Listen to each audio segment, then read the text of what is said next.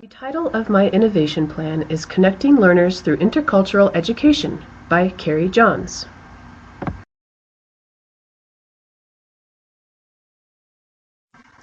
I will now cover the introduction portion of my innovation plan. How can teachers of linguistically and culturally diverse students create a meaningful learning community within our classrooms? As our American school system encounters a rising population of culturally and linguistically diverse students, which I will refer to throughout the presentation as CLD students, it is more pertinent than ever to build meaningful learning environments that provide validation and appreciation of other cultures.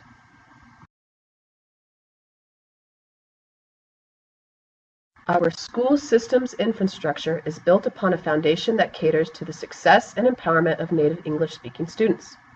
According to Freeman and Freeman, 2011, quote, certain cultural groups fail to do well because their cultural group is seen as deficient, end quote, page 37. Maintaining an ethnocentric focus within our classrooms will only jeopardize multicultural students, leaving them left out and unprepared for post-K-12 academic opportunities. Teachers across the United States must teach with cultural awareness and appreciation so that students from diverse backgrounds experience equity within the classroom. To achieve a learning community that validates all cultures, one must ask, what does this look like and what type of teaching strategies and pedagogies are involved? Another question, how can we create cultural validation in the classroom that also supports a student's home culture? With a steady increase in students who speak a language other than English, according to Garcia and Queller, 2006, and the 2000 census, in the U.S., there are 47 million CLD students within the public school system.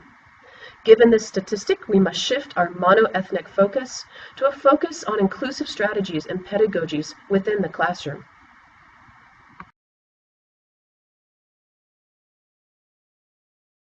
Sonia Nieto, 2010, highlights the need for cultural school reform at a deep, more critical level. She goes on to explain that teachers need to examine how a variety of cultural values and beliefs can be woven into critical questions, curriculum content, and multi-ethnic resources. So therefore, within my innovation plan, I will focus on a couple key questions. First, what does this look like and what type of teaching strategies are involved? And second, how can we create cultural validation in the classroom?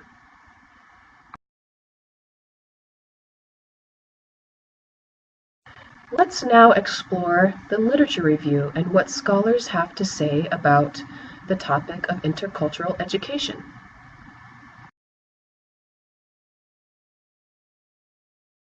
There are three different features I will talk about in the Lit Review. The first topic is intercultural awareness and resources. It's important to realize that all students bring a wealth of knowledge to the classroom. And many teachers don't understand how much value this can add to a lesson. Being aware of these personal reserves of knowledge or funds of knowledge allows teachers to build on strong points, and that's from Fenner, 2014. Regarding multicultural content in the classroom, an effective approach has been Banks and Banks' 1989 social action approach. This approach presents a social topic incorporating multiple viewpoints, and then students explore on their own educated opinions.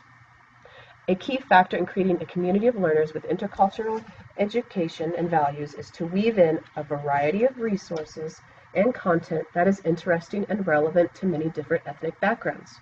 I will highlight several methods that have worked in schools with diverse populations. One particular teacher from the Northeast who taught a multi-ethnic urban school designed a rap assignment where students wrote about their experiences in a rap-style format. What was effective in this situation is the teacher placed creative worth on student experience brought to the classroom and used it as a medium for writing and creativity.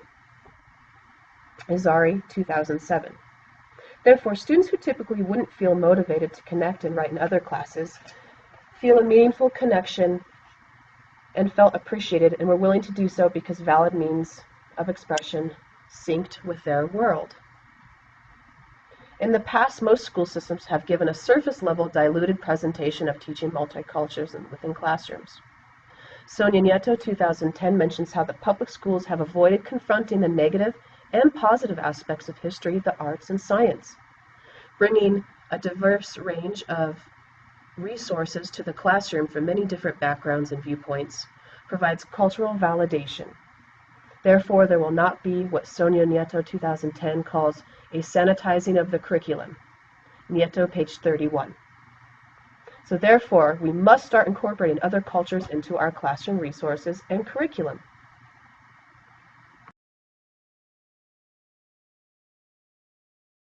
The second topic within my lit review is on collaborative learning. A valid form of second language acquisition, also known as SLA, and a key contributor in fostering a community of intercultural features is creating an environment where CLD students have the opportunity of engaging with other CLD students. That's from Brown, 2014. Through a collaborative learning environment, CLD students can create the sense of community through collaboration and participation. Providing multiple ways of grouping students allows them to draw on background experiences to create a meaningful experience and link prior knowledge. Freeman and Freeman, 2011, emphasized the importance that student collaboration has in allowing students to share experiences and play with language in a non-threatening environment. Further, this way students can see how others use language and build upon their skills. Some cultures place value on working in groups, and some place value on working individually, so it's important to provide a mix of group configurations to cater to all cultural communication preferences. Diaz-Rocco, 2013, contributes that student collaboration provides multiple chances to experiment with language without having to overthink grammar expectations, and also allows students to focus on the content language of the lesson. The second topic within my lit review is collaborative learning. A valid form of second language acquisition, also known as SLA, and a key contributor in fostering a community of intercultural features, is creating an environment where CLD students have the opportunity of engaging with other CLD students. Brown, 2014. Through a collaborative learning environment, CLD students can create the sense of community through collaboration and participation. Providing multiple ways of grouping students allows them to draw on background experiences in order to create a meaningful experience and link prior knowledge. Freeman and Freeman, 2011, emphasized the importance of student collaboration and the crucial role it plays in allowing students to try out language and play with language in a non-threatening environment. This way, students can see how others use language and build upon their skills, and learn correction strategies and so on. Furthermore, some cultures place value on working in groups, and others on working individually, so it's very important to provide a mix of group configurations to cater to all cultural communication preferences. Diaz-Rocco, 2013, contributes that student collaboration provides multiple chances to experiment with language without having to overthink grammar expectations and allows students to focus on the content language of the lesson. One collaborative strategy in particular is to create student-centered projects where each learner can access the abundant funds of knowledge and experiences they bring to the classroom. CLD students have vast funds of knowledge or the personal schema they walk in the door with. And that's from Snow, Porsche, and Teggers, 2007. Additional collaborative learning opportunities can be based around graphic organizers such as word webs, KWL charts, concept semantic maps, and word sorts. These all allow students the social constructs to connect and practice content language.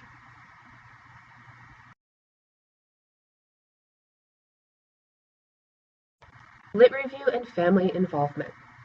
Creating a well-rounded, meaningful learning experience requires the involvement of not only the student, but the active involvement of the family. Fenner, 2014, contributes that one of the factors for CLD students' achievement gaps is due to a lack of parental involvement in school. Furthermore, Fenner, 2014, shares that parents of CLD students tend to participate in their child's education less than parents of non-ELs. Rather than seeing parents of CLD students as having deficits, parents of CLDs can bring vast ranges of cognitive resources that can be used in the classroom. Fenner, 2014. Research shows that CLD parent involvement is crucial for academic success. They may not know of the opportunities that are available to them or their children. that could potentially be hugely beneficial to them in the immediate future and for the duration of their academic career. Benner, 2014, page 47. When teaching CLD students, it not only requires advocating for students, but for the parents as well. They need to be fully educated on language programs, parental support groups, and basic rights if they are immigrants. Additionally, Starfiner 2014 shares that the more involved families are and support their children's learning progress at home, the more children tend to do well in school. Hill and Miller share and suggest an effective way to involve families of CLD students is through translated newsletters and meetings and conferences held in their first language. Furthermore, inclusion of family in the learning process also shows an appreciation of their native culture. Involving parents into the academic lives of any child is crucial, however, specifically for a CLD student, and it creates a feeling of mutual trust and respect, and also a cultural web of support that scaffolds a student's school experience through and past high school and on beyond K-12.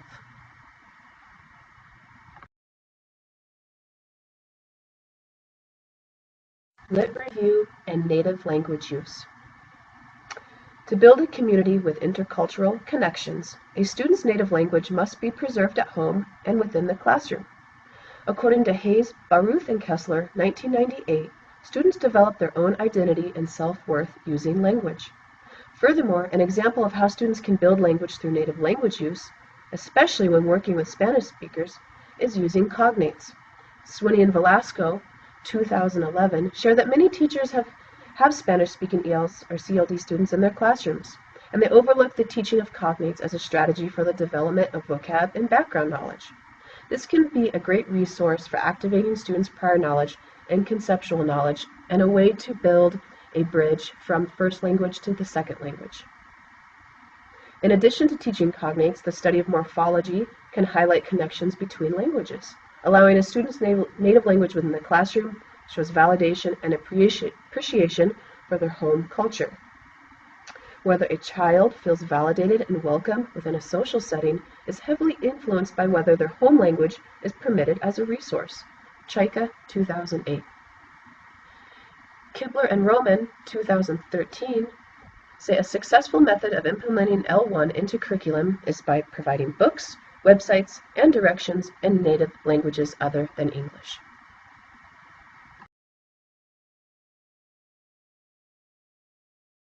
Let's now explore the methodology portion of my innovation plan. And again, the topic is connecting learners through intercultural education.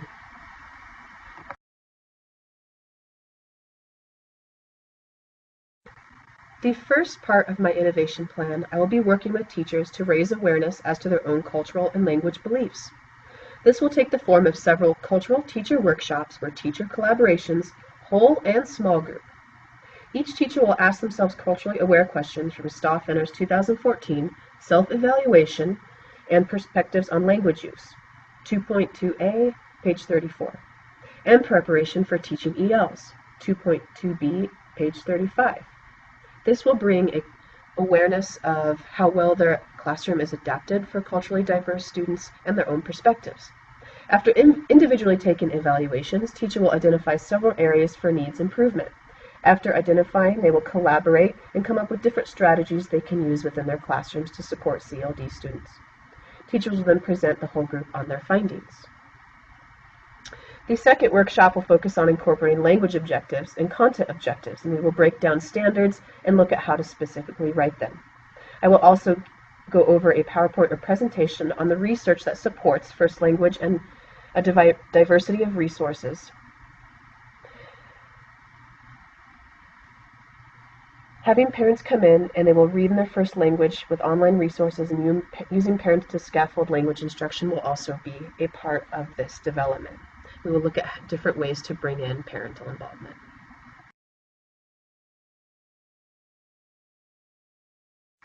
My second topic for methodology in my innovation plan is family involvement.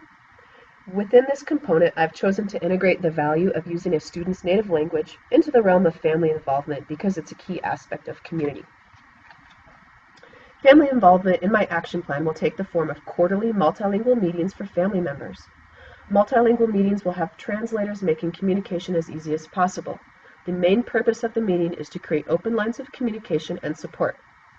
Furthermore, I will share online resources to be used at home and at school as a support structure, such as Color in Colorado and family outreach programs to educate parents on college prep and academic and co-curricular programs.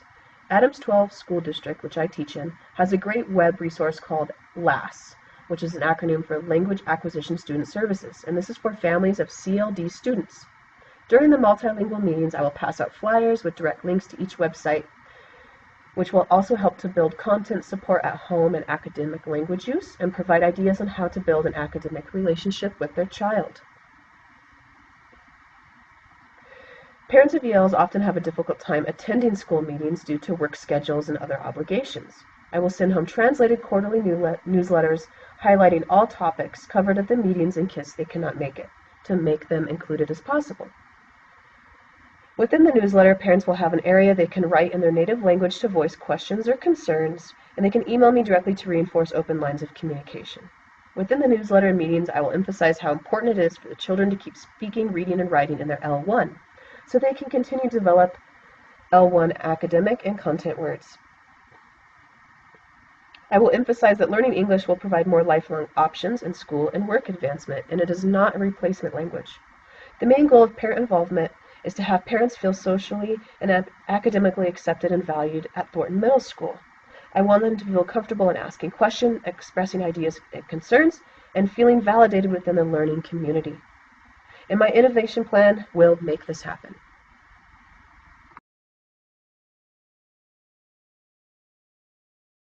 My first part of the intercultural resource piece of my innovation plan addresses teacher awareness of how and what resources are used in the classroom. 3 main questions teachers will ask themselves in one workshop is, how can I integrate student worldviews into the class and school materials? Second question, what worldviews are exhibited within the materials in my classroom and school? And how can I improve my resource materials so that other worldviews are voiced? Next, teachers will fill out a KWL chart as the workshop progresses and will be hung up for discussion. And the KWL chart will be along the lines of what they know they're including, new resources, and where to go from there. At the next workshop, teachers will start out watching a TED Talk, which is Dangers of a Single Story by Chimana Aichi. They will then have a small group discussion on the most important aspects of representing other cultures within the classroom and discuss effective ways they have incorporated other cultural materials. Within the same workshop, an intercultural resource checklist will be handed out and discussed so staff members have concrete examples of ways to implement diverse materials. Dear DOF 2009 recommends incorporating numerous materials into the classroom from a variety of backgrounds, so it's not a sense of an objective culture, but rather your class gives an expression of valuing a subjective culture. Therefore, on the intercultural materials checklist, there will be items such as posters, pictures, and other visuals to reflect a mix of ethnic diversity. Does the book, story, and area reflect cultures of students, and are there that are in the classroom and a mixture of others? And does my class provide a time for families and students to share their culture through storytelling, props, show and tell, or other means for cultural expression? Will also be considered and on the checklist. In addition to an intercultural resource checklist, I will provide online resources such as NEA.org, National Education Association, which has a list of different cultures and books for all students to read. A resource for student use is Stone Soup, comprised of literature written from students from around the world with unique experience to be shared. Writing is a powerful tool that allows for cultural and self-expression that can ultimately link classroom members together to create a common ground for intercultural education and understanding. I look forward to implementing my innovation plan and connecting students, teachers, and family members through all intercultural features within my plan. Every person is born with a set of unique experiences, and all are valid and worthy of being supported in the American classrooms.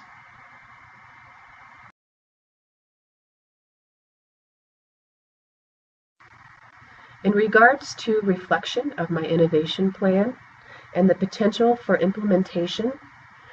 My school has a high level of, or a high number of CLD students, roughly 900 students, and over 1/3 of them are CLD and English language learners.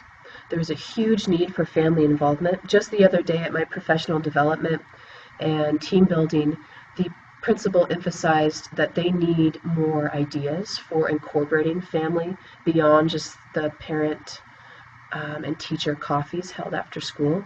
So therefore, that's a direct way I can take pieces and come to them with ideas and look at how to implement and get them involved and connect them to resources. So in my teaching context, it's very applicable and there is a high need for it.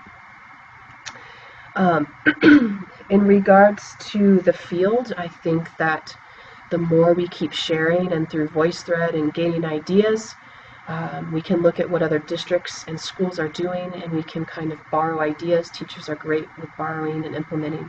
So the more we are looking and sharing and breaking down and asking critical questions, we can find ways to infuse and connect learners with effective strategies for connecting materials and languages, and go from there. I found the whole process very enlightening, being able to read about what other schools have done and what other scholars have mentioned works, and just the theories behind intercultural integration was really interesting to me. And now that I have my job position I just received, I can literally have a hands-on experience and implement everything that I have learned throughout this program and throughout this class in a culmination paper and really apply it to my students and parents and family and share with them. There's also a high number of brand new teachers at my school, so I think it would be really interesting to hold workshops with them and provide some ideas and look at some of the ideas within my innovation plan, ways that they can concretely work with connecting learners and a diversity of resources and so on. So it's very applicable. My innovation plan will provide a lot of connections for school and at home and create a large connected body of learners. Thank you so much for taking time to watch and listen to my innovation plan. Thank you.